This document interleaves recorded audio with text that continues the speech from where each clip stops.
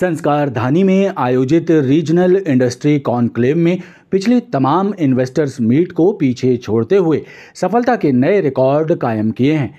इस कॉन्क्लेव के जरिए प्रदेश में 17,000 करोड़ रुपए के निवेश की उम्मीदों को जगा दिया है।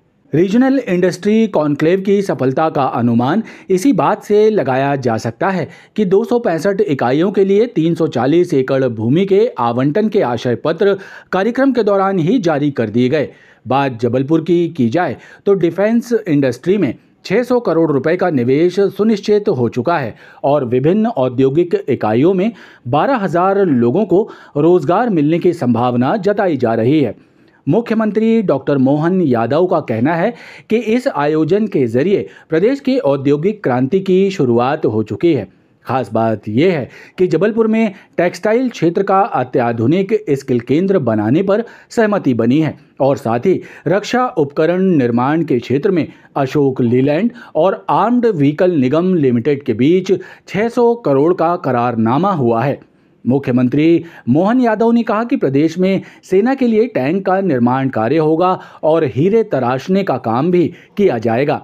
वहीं एमएसएमई इकाइयों के लिए 1500 निवेशकों द्वारा 5,000 करोड़ का निवेश करने का प्रस्ताव भी आया है।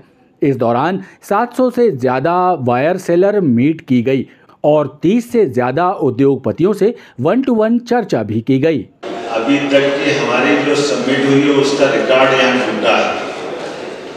खास करके जबलपुर के इस कॉन्क्लेव में 265 औद्योगिक इकाइयों को 340 एकड़ भूमि के आवंटन के आशय पत्र दिए गए। प्रदेश में कुल 17,000 करोड़ के निवेश आज यहाँ उसके प्रस्ताव एक तरह से फाइनल भी हो गए, हमको प्राप्त हुए हैं। 4,500 लोगों को ये इकाइयाँ रोजगार देगी और जो आज जिनका भूमि पूजन लोकार्पण हुआ उनमें लगभग 1530 करोड़ रुपए का निवेश उनमें आज हुआ है। मुझे इस बात की प्रसन्नता है कि आज जो यहाँ हमारी अपनी इस कॉन्क्लेव में जो शामिल हुए हैं उसमें रक्षा उपकरण निर्माण से जुड़ा हुआ बड़ा एक नया हमारा डेवलपमेंट हुआ है, जिनके बीच में अशोक लीलैंड और आर्म्स व्हीकल निगम लिमिटेड के माध्यम से 600 करोड़ रुपए का आपसी करार किया गया।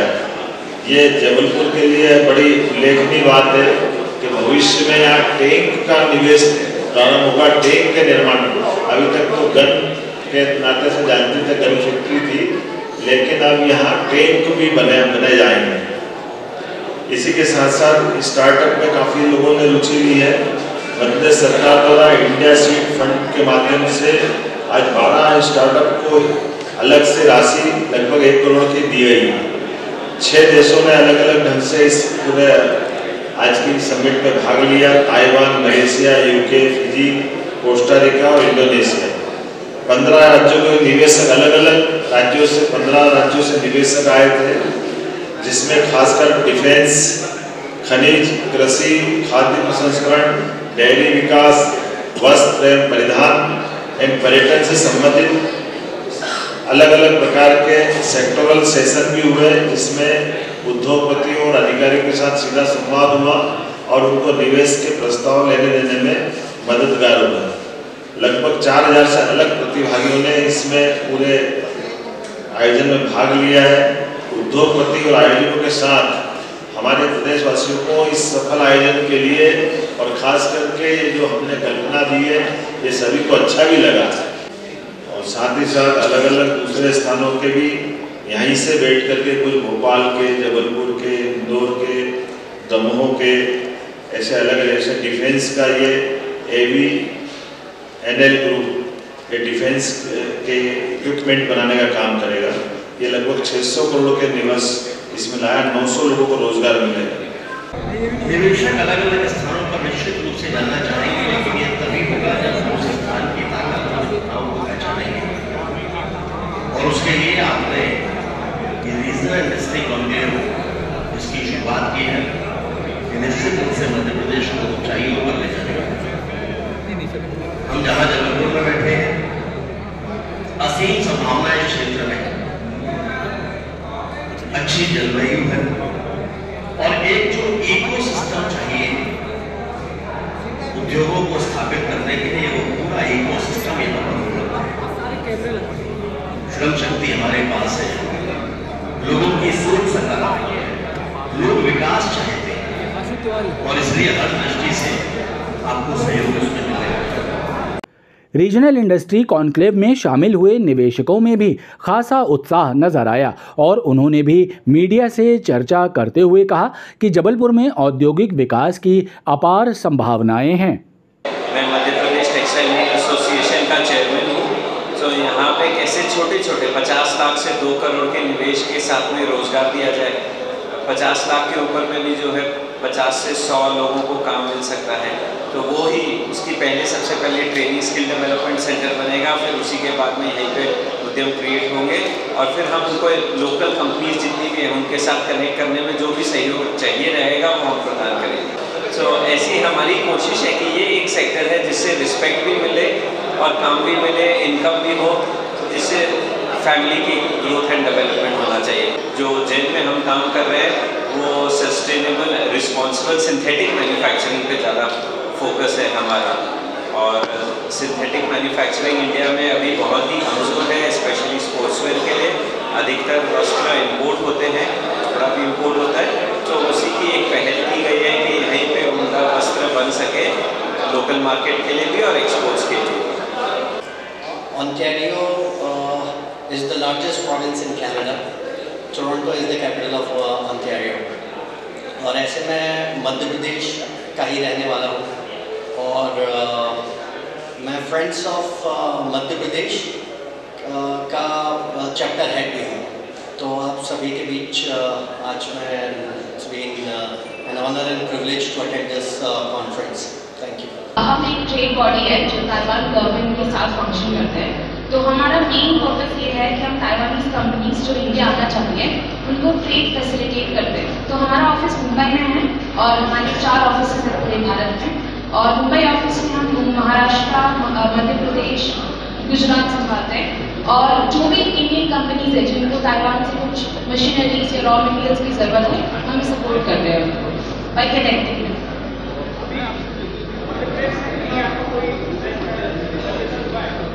अब तक that's what we are hoping. हम चाहते हैं कि मध्य प्रदेश से कोई कनेक्शन हो और कोई कंपनीज जिनको ताइवान से उतनी रिक्वायरमेंट है, सो दे आर प्लानिंग कि हम सेटअप करेंगे ताइवान में मध्य प्रदेश के relations. Electrical, mechanical and raw materials as well as machineries.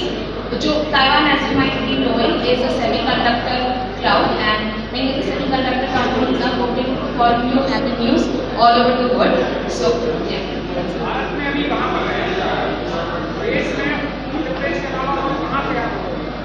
So, as you might be knowing, we have our setup from Foxconn in south of India, and also we have many other Indian companies who purchase from Taiwan over the years. So, we look Taiwan से purchase करते हैं machineries, raw materials frequently वैसे। Regional industry conclave में startup India seed fund के तहत प्रदेश में 3 करोड़ की वित्तीय सहायता प्राप्त हुई, जिसमें 12 स्टार्टअप को 71 लाख की वित्तीय सहायता दी गई। टोटल 71 लाख रुपीज़ है।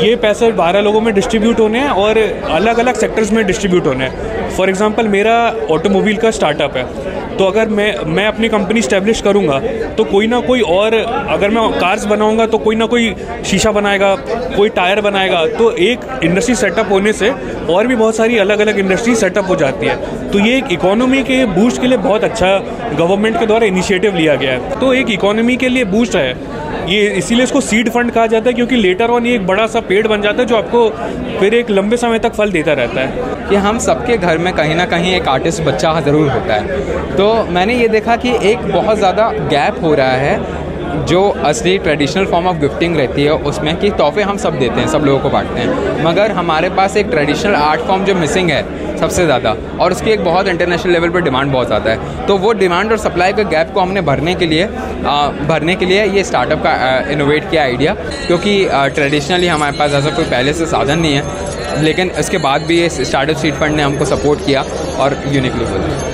इस दौरान CIC में रक्षा संस्थानों की प्रदर्शनी और वित्तीय संस्थानों के स्टॉल भी लगाए गए। जी, आज रीजनल इंडस्ट्री कॉन्क्लेव का जो आयोजन हुआ है उसमें आपका क्या है, ये कहाँ से? जी, हम लोग गन कैरेज फैक्ट्री जबलपुर है, वहाँ से हैं और हमारे यहाँ बेसिकली आर्टिलरी गन्स बनता है। और यहाँ पे जैसा कि आप देख सकते हैं, हमने अपनी दो जो मेजर गन है उनका प्रोटोटाइप रखा हुआ है। एक 155 mm धनुष गन है और एक 105 mm LFG यानी लाइट फील्ड गन है। तो उसके कंपोनेंट अभी GCF के अंदर ही बनते हैं। तो हम ये चाहते हैं कि कुछ कंपोनेंट बाहर भी बने, उससे हमारी इंडस्ट्रीज़ भी डेवलप होंगी, एक इकोसिस्टम बनेगा डिफेंस का और हमारा वर्कलोड भी शेयर होगा। तो इस मकसद से हम लोग ने यहाँ पे शोकेस किया है। बात करेंगे डिफेंस क्लस्टर की, जो जबलपुर को पहले सौगात मिली, जी फिर मोर चली गई, अब रीजनल इंडस्ट्री कॉन्क्लेव जो आयोजित हुई, क्या लगता है आपको कि ये सौगात यहाँ मिल सकती है? जी बिल्कुल, क्योंकि ऑलरेडी जबलपुर में डिफेंस का बहुत बड़ा इस्टेब्लिशमेंट है। आर्मी का यहाँ पे एक उसका हेडक्वार्टर है, बाकी 3-4 ऑर्डिनेंस फैक्ट्रीज़ हैं यहाँ पे। इस इवेंट से ये एक मुझे लगता है कि इंडस्ट्री को, डिफेंस इंडस्ट्री को बूस्टअप करने में मदद मिलेगी। जबलपुर में आयोजित हुई इस इन्वेस्ट मीट के बाद आम जनमानस में धारणा बनने लगी है कि बहुत जल्द औद्योगिक विकास के जरिए नए रोजगारों का सृजन होगा और शहर के युवाओं को रोजगार की तलाश में बड़े शहरों का रुख नहीं करना पड़ेगा। प्रतिभाओं का पलायन भी रुकेगा और शहर समृद्ध होगा। देखना बाकी है कि इन उम्मीदों को साकार होने में कितना वक्त लगता है। जबलपुर जिला मुख्यालय कलेक्टर कार्यालय के परिसर में शनिवार की दोपहर उस समय अफरा तफरी मच गई जब बारिश के बीच एक विशालकाय पेड़ की भारी भरकम डगाल अचानक टूटकर गिर गई। ये घटना वाहन स्टैंड के पास हुई। पेड़ की डगाल गिरने से कई दोपहिया वाहन उसकी चपेट में आकर क्षतिग्रस्त हुए हैं। बताया जाता है कि अचानक पेड़ की डगाल गिरी जिससे लोग दहशत में आ गए। इस घटना को लेकर कलेक्टर कार्यालय परिसर में काम करने वाले अधिवक्ताओं ने रोष भी प्रकट किया। लोगों ने कहा कि जिला मुख्यालय में कई जगह बड़े बड़े पेड़ लगे हैं, लेकिन नियम अनुसार इन पेड़ों की छटाई का कार्य कभी नहीं किया जाता। ऐसे में कई पेड़ों की शाखाएं तो बिजली की तारों के आसपास झूल रही हैं, जिससे किसी भी दिन बड़ी घटना हो सकती है। शनिवार अवकाश का दिन होने से कार्यालय में लोगों की आवाजाही नहीं थी, इसलिए कोई बड़ी अनहोनी टल गई। अगर वर्किंग डे होता तो संभावना थी कि लोग भी पेड़ की डगाल की चपेट में आ सकते थे और बड़ा हादसा हो सकता था। कलेक्टर परिसर के अंदर एक पेड़ की डगार गिरी है। ये सरासर प्रशासन के द्वारा जो व्यवस्था की जाती है उस व्यवस्था को पूरा न करने का परिणाम है। कलेक्टर परिसर जो जिला मुख्यालय होता है उसके अंदर का पेड़ गिरना ये साफ साफ प्रमाणित करता है कि प्रशासन किस तरीके से घोर लापरवाही करता है और कटाई के नाम पे कितना बड़ा भ्रष्टाचार हो रहा है। अगर यही घटना वर्किंग दिन में हुई होती है तो हो सकता था कि कई लोगों की जान जा सकती थी, कई लोग घायल होते। आके रुके और चर्चा कर रहे थे, उसी दौरान ये पेड़ जो बहुत ही भारी था बहुत समय से, ये एकदम अचानक हम लोग के ऊपर गिर पड़ा, जिसमें से कि हम 5-6 वकील घायल हुए और भी अन्य जन थे जो कि घायल हुए हमारे साथ। वो अगर लोहे की रॉड न होती तो शायद हम लोग की बहुत जनहानि हो सकती थी आज। इसलिए हमारा अनुरोध है कि ये पेड़ की थोड़ी छटाई की जाए, क्योंकि आज छुट्टी का दिन था इसलिए ज़्यादा हानि नहीं हो पाई, वरना कम से कम आज 10-15 लोगों की मृत्यु निश्चित थी। इस पर प्रशासन ध्यान दे। जिला मुख्यालय में हुई इस घटना से घंटों तक अफरा तफरी का माहौल निर्मित रहा।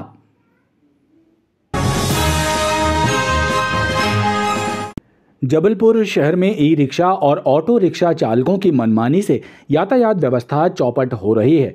दोनों मिलाकर करीब 16,000 से ज़्यादा रिक्शा संचालित हो रहे हैं, लेकिन इनके रूट निर्धारित नहीं हैं। बेलगाम ऑटो रिक्शा और ई रिक्शा चालकों की धमाचौकड़ी से आम राहगीर परेशान हैं। यातायात पुलिस और परिवहन विभाग इन पर लगाम लगाने में नाकाम साबित हो रहे हैं। सड़क और फुटपाथ पर कब्जा करके खड़े किए जा रहे वाहन दुर्घटनाओं का सबब बन रहे हैं, लेकिन जिम्मेदार विभाग और अधिकारी मूक दर्शक बने हुए हैं। शहर के तमाम मुख्य चौराहों पर अराजक यातायात की तस्वीर देखी जा सकती है। नई ई रिक्शा पंजीयन पर भी रोक लगा पाना संभव नहीं है। ऐसे में एकमात्र विकल्प ये रह जाता है कि इन ऑटो रिक्शा और ई रिक्शा की रूट निर्धारित हो। वर्तमान में अगर हम बात करें शहर की, चाहे 3 पत्ती मुख्य चौराहा जो शहर का मुख्य चौराहा है 3 पत्ती से हम बात करें बस स्टैंड या पूरे शहर की बात किया जाए वर्तमान में तिपहिया वाहन की अगर हम बात करें, ऑटो या ई रिक्शा, इनकी धमा चौकड़ी इतनी ज़्यादा बढ़ गई है कि पैदल चलना मुश्किल हो गया है, जिस पर यातायात विभाग बिल्कुल ध्यान नहीं दे रहा है। मैं कि इस पर इतनी धमा चौकड़ी के कारण यातायात विभाग से कहना चाहूँगा इस पर बिल्कुल विशेष तौर पर ध्यान दिया जाए, क्योंकि बिना रजिस्ट्रेशन की भी गाड़ियाँ चल रही हैं। कल को यदि कोई दुर्घटना, कोई जनहानि होती है, इसका जिम्मेदार कौन रहेगा? ई रिक्शा या ऑटो बिना रजिस्ट्रेशन, बिना परमिट के चल रहे हैं, उन पर उचित कार्रवाई की जाए। बहरहाल जिम्मेदार अधिकारियों और विभाग को समय रहते इस दिशा में ठोस कदम उठाने चाहिए, नहीं तो आने वाले दिनों में स्थितियां और भी बदतर हो सकती हैं। चाकूबाजी की घटनाओं से शहर में दहशत का माहौल है। लगातार बढ़ रही चाकूबाजी की वारदातों को देखते हुए सामाजिक एवं राजनीतिक दलों के सदस्यों ने ऑनलाइन चाइना चाकू की बिक्री पर रोक लगाने की मांग की है। इसी सिलसिले में भाजपा अल्पसंख्यक मोर्चा के प्रतिनिधि मंडल ने एएसपी सोनाक्षी सक्सेना को एक मांग पत्र सौंपा और ऑनलाइन चाइना चाकू की डिलीवरी पर रोक लगाने की मांग की। प्रतिनिधि मंडल ने एएसपी को जानकारी देते हुए बताया कि हाल ही में मक्का नगर में 17 वर्षीय किशोर की 2 युवकों ने चाकू मारकर हत्या कर दी थी। इन युवकों ने भी किशोर पर चाइना चाकू से हमला किया था। शहर में जो चाइना चाकू का चलन चला है, जो ऑनलाइन मंगाई जा रही है, उसमें प्रतिबंध लगना चाहिए। और हमारी मांग है, अभी पिछले 2 दिन पूर्व मुहर्रम की 10 तारीख को मोहरिया गली नंबर 3 में 16 साल के लड़के का मर्डर कर दिया गया। तो वो जो 2 लड़के मर्डर किए हैं वो यही चाइना चाकू से किए हैं। इतना अपराध का गिराफ थाना हनुमानताल और गोहलपुर में जो बढ़ रहा है, और शहर में भी जो चाइना चाकू का चलन हो गया है। अभी बीच में चाइना चाकू बंद हो गई थी पुलिस की सक्रियता से, उसके बाद ये दोबारा फिर ये चाइना चाकू जो ऑनलाइन अमेजॉन और फ्लिपकार्ट से जो चाइना चाकू आ रही हैं, उसमें रोक लगना चाहिए। आज ज्ञापन देने के आए थे कि जो क्षेत्र में चाइना चाकू से कुछ हत्याएं हो रही हैं या कुछ भी घटना पारित की थी, तो उसके रेफरेंस में तो ये बात संज्ञान में ली गई है और इसमें जो भी हमें उचित कार्रवाई और करनी है ताकि ये घटनाएं ना हो सके, इसको प्रशासन और पुलिस में किया जाए। एएसपी सोनाक्षी सक्सेना ने प्रतिनिधि मंडल को आश्वासन दिया कि चाइना चाकू की ऑनलाइन बिक्री पर रोक लगाने के लिए पुलिस द्वारा कार्रवाई शुरू कर दी है।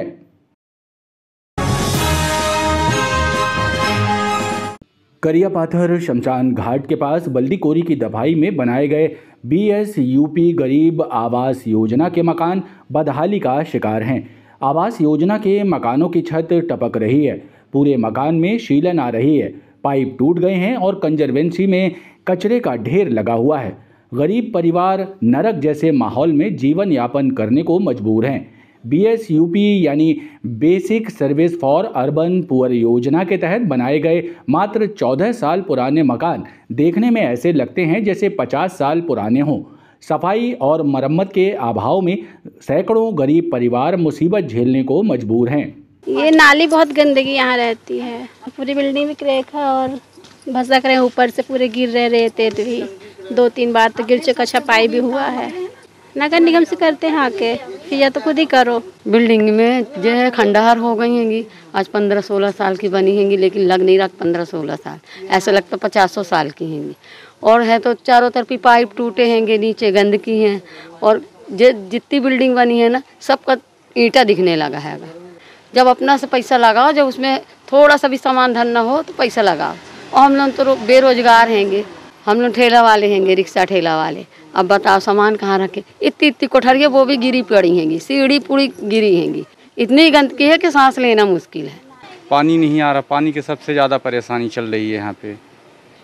पानी नहीं मिल रहा है, न कोई तरह से अपन लोग पानी के परेशानी है।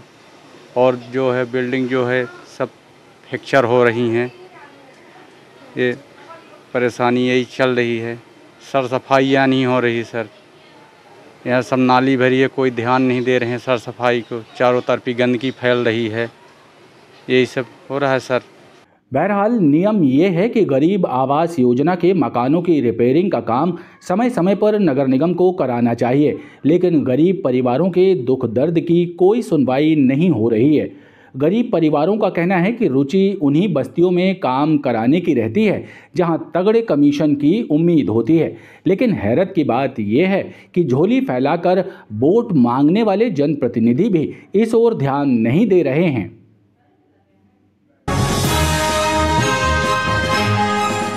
गोरा बाजार निवासी एक महिला ने पति पर घरेलू हिंसा का आरोप लगाया है।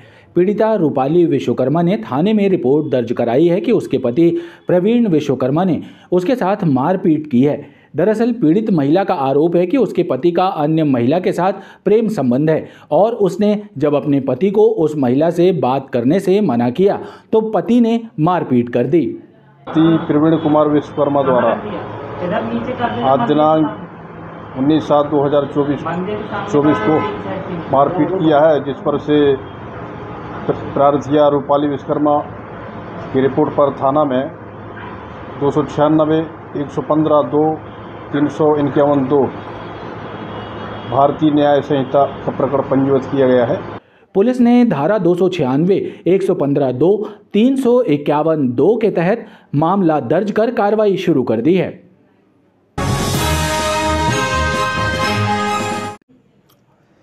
आधारताल कंचनपुर के इंडस्ट्रियल एरिया में गुरुवार की सुबह स्क्रैप गोदाम में हुए विस्फोट के मामले में आरोपी बनाए गए फैक्ट्री और गोदाम के संचालक कपिल जैन और उसके भाई सलिल जैन को एक दिन की पुलिस रिमांड समाप्त हो जाने के बाद शनिवार को पुलिस ने पुनः न्यायालय में पेश किया।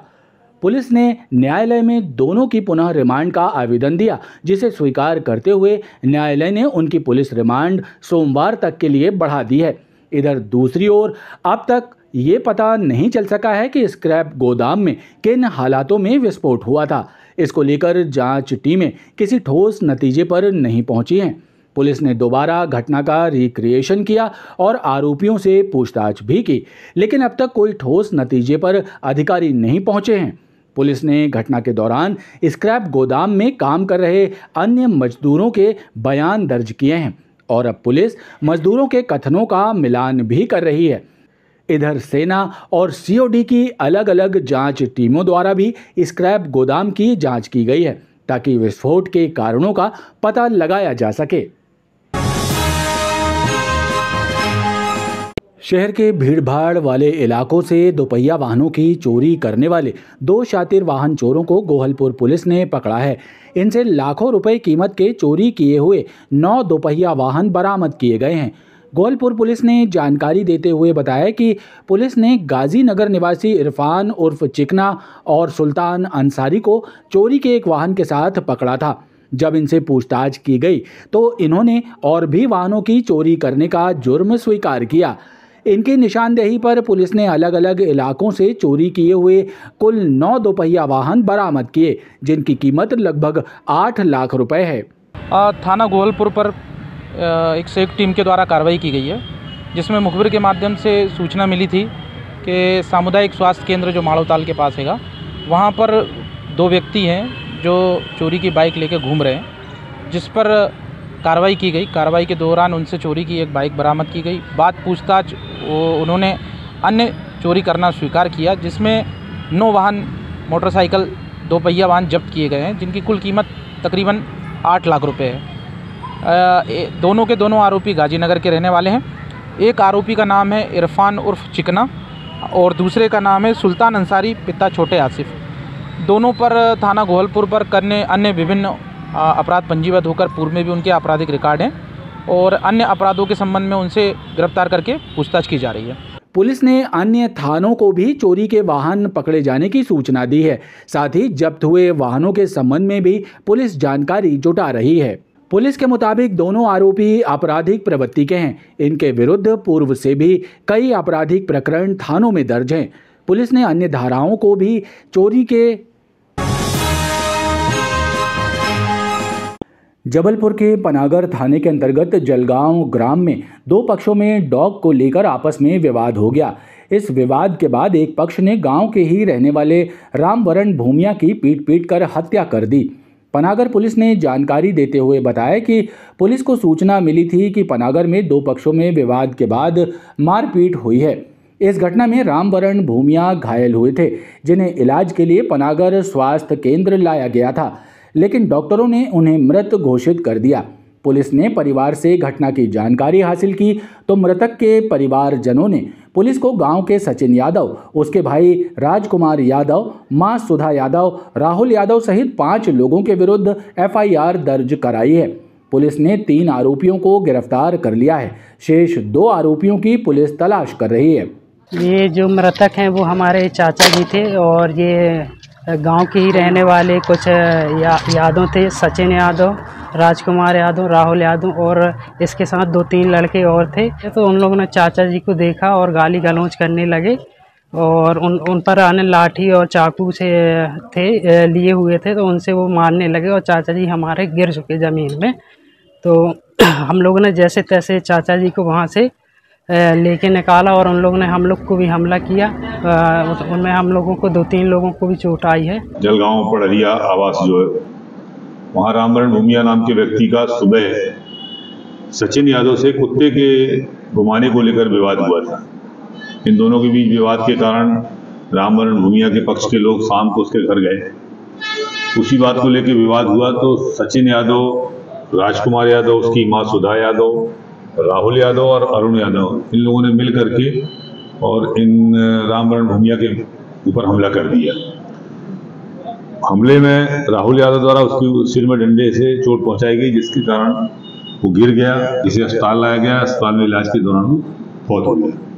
पुलिस ने मृतक के शव का पोस्टमार्टम कराने के बाद शव परिजनों के सुपुर्द कर दिया है। इधर इस घटना के बाद से गांव में तनाव के हालात बने हुए हैं, जिसे देखते हुए गांव में पुलिस की तैनाती की गई है। पुलिस ने हत्या का प्रकरण दर्ज किया है और फरार आरोपियों की तलाश की जा रही है।